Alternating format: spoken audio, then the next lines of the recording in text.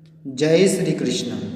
नमस्कार दोस्तों, स्वागत है आप सभी का हमारे चैनल भक्ति ज्ञान में। दोस्तों, आज मैं आपको महापुण्य फल देने वाली और सभी कष्टों को दूर करने वाली 5 कहानियाँ सुना रहा हूँ। आइए पहले सुनते हैं संकटा माता की कथा। एक समय की बात है, एक बुढ़िया थी। उस बुढ़िया का एक बेटा था जिसका नाम था राघव।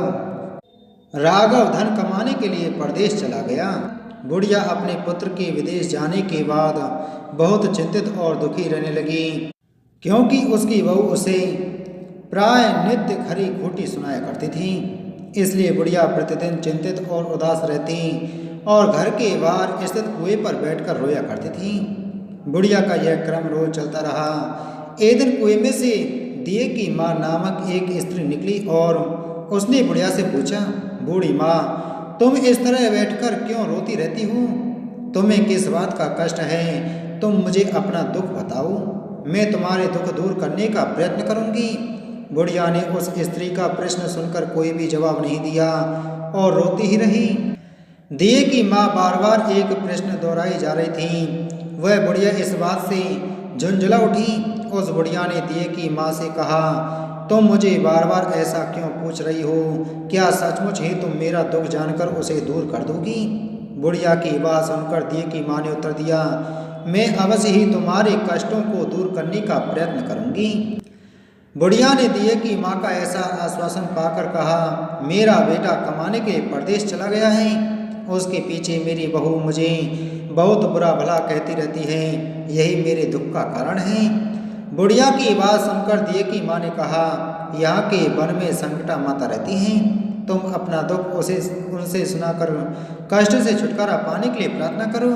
माँ बहुत दयालु हैं, दुखियों के प्रति बहुत सहानुभूति रखती हैं। निसंतानों को संतान, निर्धनों को धनवान, निर्बलों को बलवान और अभागों को भाग्यवान बनाती हैं। उनकी कृपा से सौभाग्यवती स्त्रियों का सौभाग्य अचल हो जाता है।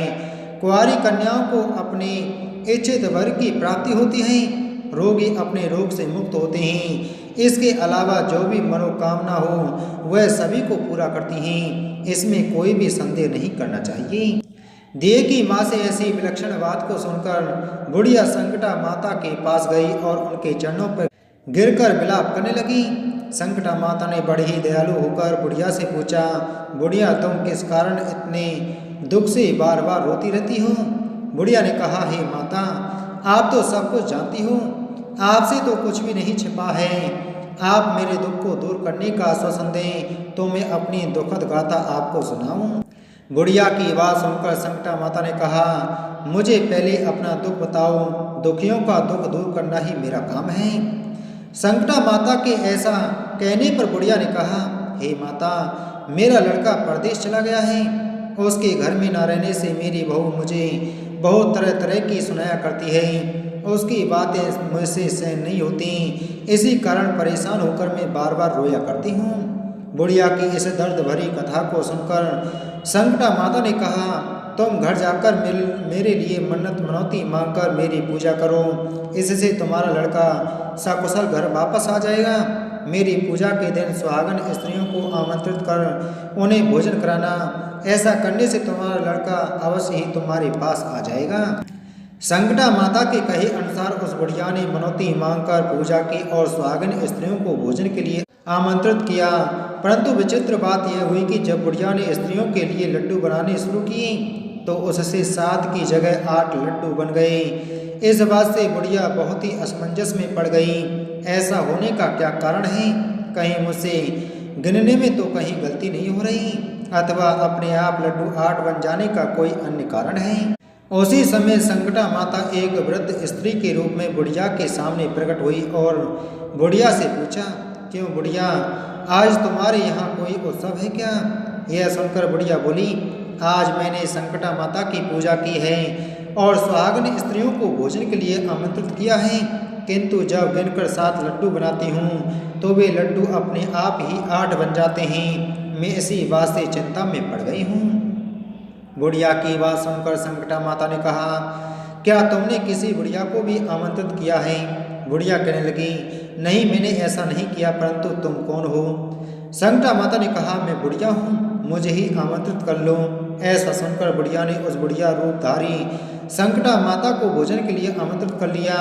इसके बाद बुढ़िया के घर पर सभी आमंत्रित सुहागने आ पहुंचे और बुढ़िया ने सबको लड्डू तथा अन्य मिठाई आदि का भोजन कराया। इससे संकटा माता उस बुढ़िया पर बहुत प्रसन्न हुई और माता की कृपा से उस बुढ़िया के बेटे के मन में अपनी माता और पत्नी से मिलने की इच्छा उत्पन्न हुई और वह अपने घर के लिए चल दिया। कुछ दिन बीतने के बाद जब बुढ़िया संकटा माता की पूजा कर सुहागनों को भोजन करा रही थी कि किसी ने उसके लड़के के आने की सूचना दी, लेकिन बुढ़िया अपने काम में लगी रही। उसने कहा, लड़के को बैठने दो, मैं सुहागनों को जिमा कर अभी आती हूँ। लड़के की बहू ने पति के आने का समाचार सुना। उसी क्षण पति के स्वागत के लिए तुरंत घर की ओर चल दी। लड़के ने अपनी पत्नी को देखकर मन में सोचा कि मेरी स्त्री मेरे प्रति कितना प्रेम रखती है, जो खबर पाते ही मुझसे मिलने आ गई, परंतु मेरी माँ को मुझ पर जरा भी प्रेम नहीं है। मेरे आने की खबर पाकर भी मेरी माँ मुझसे मिलने नहीं आई।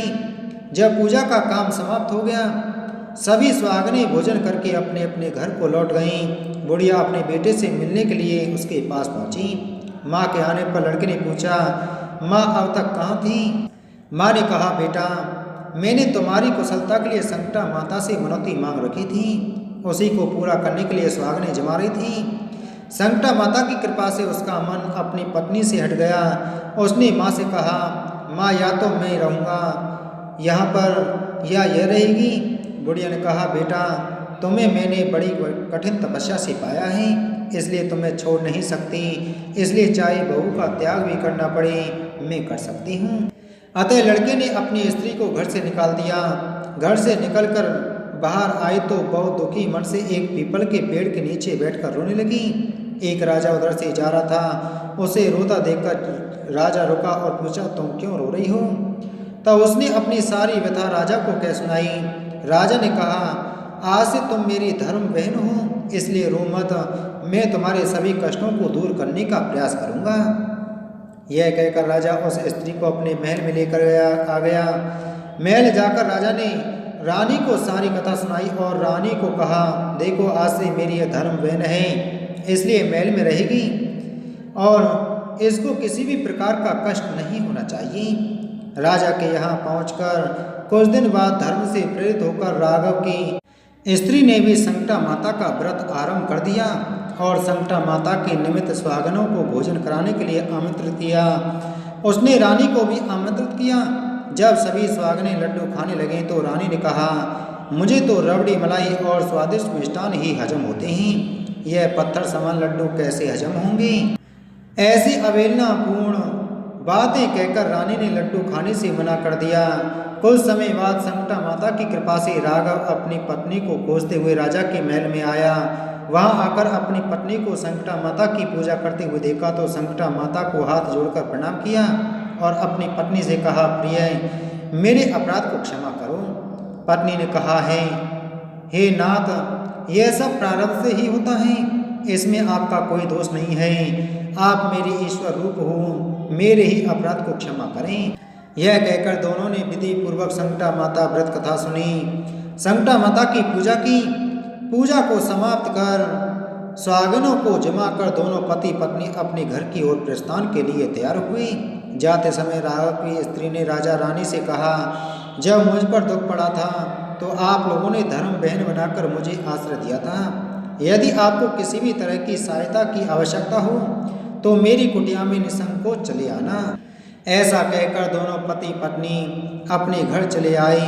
संकटा माता के प्रसाद का निरादर करने के कारण रानी पर भारी संकट आ पड़ा। राघव की बहू के जाते ही उनका राजपाट नष्ट हो गया। ऐसी विपत्ति में पड़कर रानी ने राजा से कहा, ना मालूम वह तुम्हारी धर्म बहन कैसी थी, उसके यहाँ से जाते ही सब कुछ नष्ट हो गया।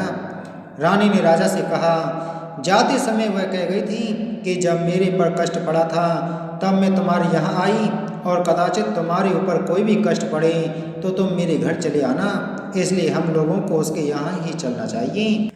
ऐसा विचार कर राजा रानी दोनों ही अपने धर्म की बहन के घर गए।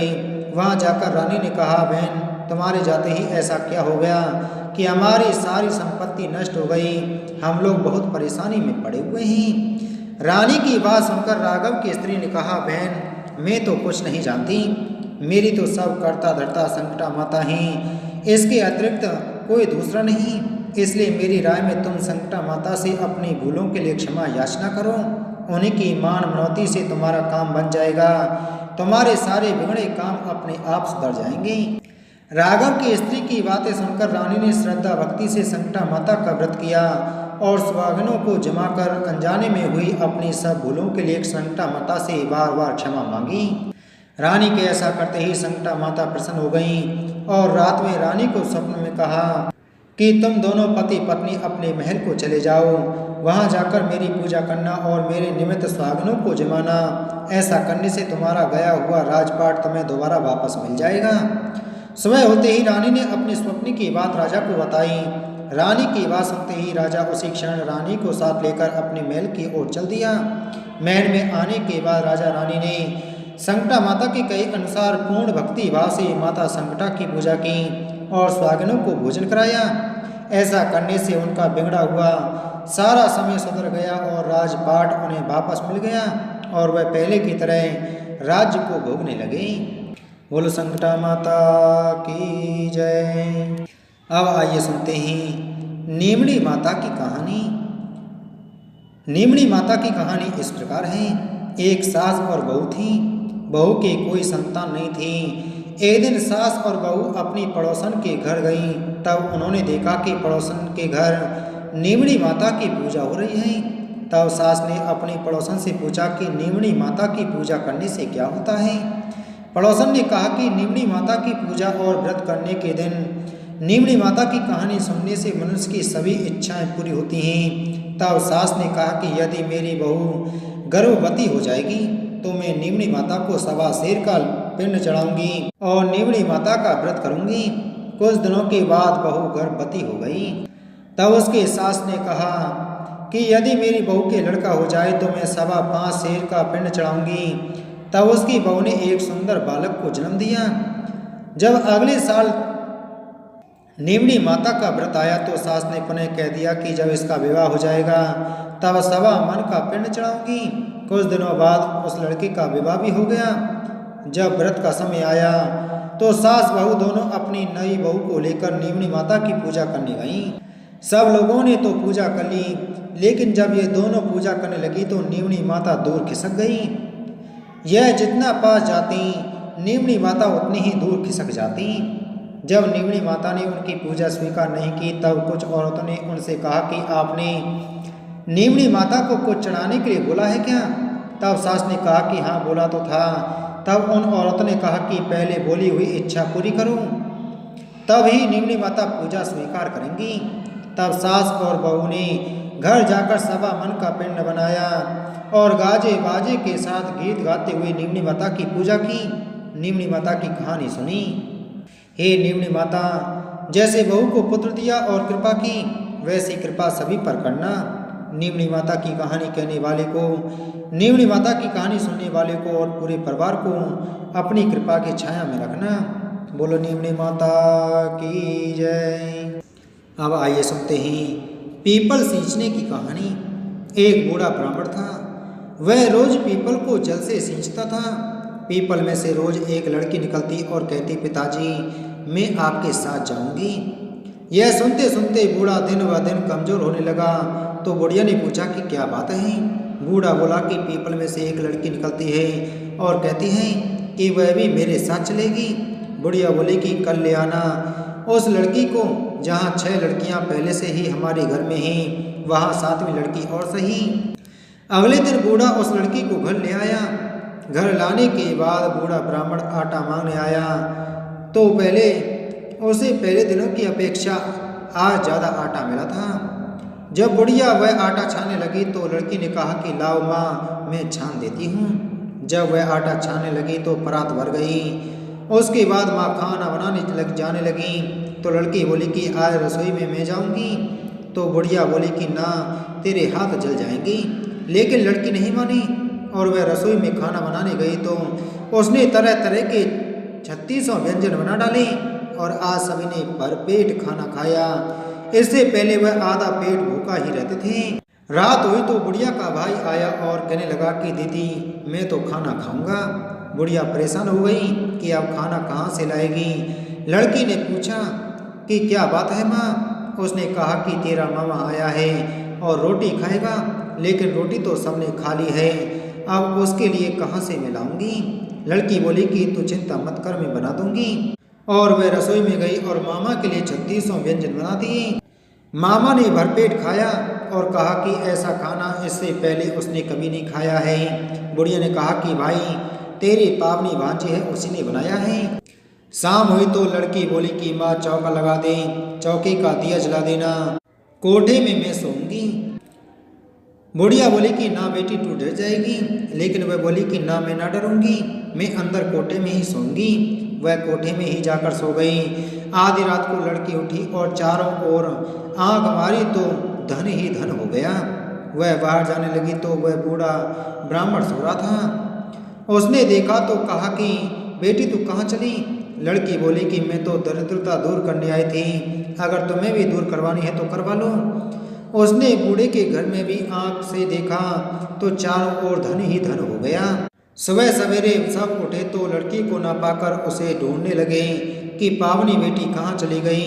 बूढ़ा ब्राह्मण बोला कि वह तो लक्ष्मी माता थी, जो तुम्हारे साथ मेरी दरिद्रता भी दूर कर गई। हे लक्ष्मी माता, जैसे आपने उनकी दरिद्रता दूर की वैसे सबकी करना। बोलो लक्ष्मी माता की जय। अब आइए सुनते हैं धर्मराज जी की कहानी। एक शहर में एक बहुत ही बुजुर्ग महिला रहती थी। वह महिला सभी से मिलजुल कर रहा करती थी और उस बुजुर्ग महिला ने अपने पूरे जीवन में हर भगवान की आराधना और बहुत सारा दान और दक्षिणा कर रखा था। एक दिन अचानक से उस बुजुर्ग महिला की तबीयत खराब हो गई और तबीयत खराब हो जाने के कारण उसका निधन हो गया। तभी उस बुजुर्ग महिला के लड़के और उसकी पत्नी ने अपनी माँ का अंतिम संस्कार बहुत अच्छे से किया। तभी उस बुजुर्ग महिला के निधन के बाद यमराज ने अपने 2 सेवकों को नीचे भेजा कि जाओ तुम उस बुजुर्ग महिला को ले आओ। जैसे ही यमराज के सेवक उस बुजुर्ग महिला को लेने के लिए आई तो वह बुजुर्ग महिला उनके साथ जाने लगी। थोड़ी दूर चलने के पश्चात रास्ते में एक बहुत ही गहरी नदी मिली। जहां पहुंचकर यमराज के सेवकों ने उस बुजुर्ग महिला से कहा कि क्या तुमने अपने जीवन में कभी भी गोदान किया हुआ है। तब वह बुजुर्ग महिला सच्चे मन से गाय का ध्यान करने लगती है। तभी वहां पर अचानक से एक गाय प्रकट हो गई, जिसकी पूंछ पकड़कर उस बुजुर्ग महिला नदी के पार चली गई। फिर थोड़ी दूर आगे चलने के पश्चात रास्ते में बहुत सारे काले कुत्ते आ गए, जिनको देखकर यमराज के सेवक उस बुजुर्ग महिला से कहने लगी कि क्या तुमने अपने जीवन में कुत्तों को दान दिया है। तब वह बुजुर्ग महिला एक बार फिर से सच्चे मन से कुत्तों का आह्वान करने लगी। तब वहाँ से सारे काले कुत्ते अपना रास्ता बदलकर कहीं और चली गई और फिर वह बुजुर्ग महिला और यमराज के सेवक आगे की ओर चल दिए। थोड़ी दूर चलने के पश्चात एक कौवा उस बुजुर्ग महिला के सिर पर अपनी चोंच से कड़ा प्रहार करने लगा, जिसको देखकर यमराज के सेवक उस बुजुर्ग महिला से पूछने लगे कि क्या तुमने कभी अपने जीवन में किसी भी पंडित या ब्राह्मण की लड़की के सिर पर तेल से मालिश की है या नहीं।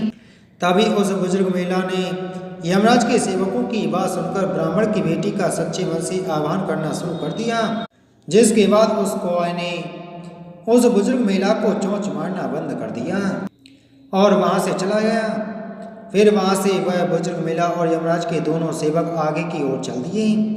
थोड़ी दूर चलने के पश्चात जब वह बुजुर्ग महिला और यमराज के दोनों सेवक आगे की ओर बढ़ने लगे तो उस बुजुर्ग महिला के पैरों में कांटे चुभना शुरू हो गई, जिसके बाद यमराज के सेवक कहने लगे कि क्या तुमने कभी भी अपने जीवन में खड़ाऊ दान किए हैं। जिसके बाद उस बुजुर्ग महिला ने उनसे वह बात सुनकर खड़ाऊ का आह्वान करना शुरू कर दिया।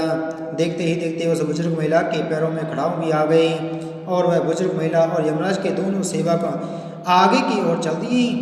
जिसके बाद दोनों सेवक उस बुजुर्ग महिला को यमराज के पास ले गए और फिर यमराज उस बुजुर्ग महिला को चित्रगुप्त के पास ले गए।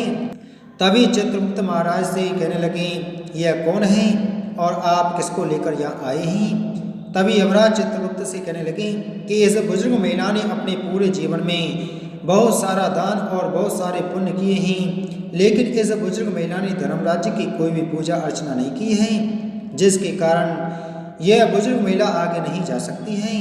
यह सुनकर वह बुजुर्ग महिला बहुत आश्चर्यचकित हो गई, जिसके बाद उस बुजुर्ग महिला ने यमराज से कहा कि आप मुझे 7 दिन का समय दीजिए और मुझे वापस धरती लोक पर भेज दीजिए, जिसके बाद में इन 7 दिनों में धर्मराज की पूजा अर्चना, उनका व्रत और उद्यापन करके वापस आ जाऊंगी। जिसके बाद यमराज इस बुजुर्ग महिला को 7 दिन का समय दे देते हैं और धरती लोक पर वापस भेज देते हैं। धरती लोक पर वापस पहुंचकर जब सभी लोग उस बुजुर्ग महिला को देखते हैं तो उनसे डरकर चारों तरफ भागने लगते हैं। लोग कहने लगते हैं कि भूतनी आ गई, भागो यहाँ से।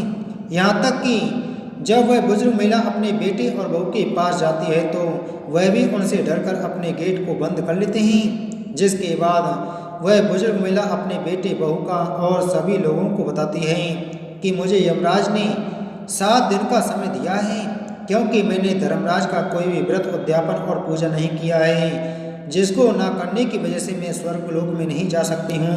अब मैं यहाँ धरती लोक में धर्मराज की पूजा अर्चना, उनका उद्यापन करने आई हूँ। यह सुनकर उस बुजुर्ग महिला के लड़के और उसकी पत्नी अपनी माँ को पूजा करने के लिए सभी वस्तुएं लाकर दे देते हैं। जिसके बाद वह बुजुर्ग महिला धर्मराज की पूजा करना शुरू कर देती है और उनका उद्यापन करने के बाद जब वह सभी को कहानी सुनाना शुरू करती है तो सभी लोग वहाँ से उठकर भाग जाते हैं। जिसके बाद वह बुजुर्ग महिला अपनी पड़ोस के एक महिला से कहानी सुनने का आग्रह करती है और वह महिला कहानी सुनने को तैयार हो जाती है।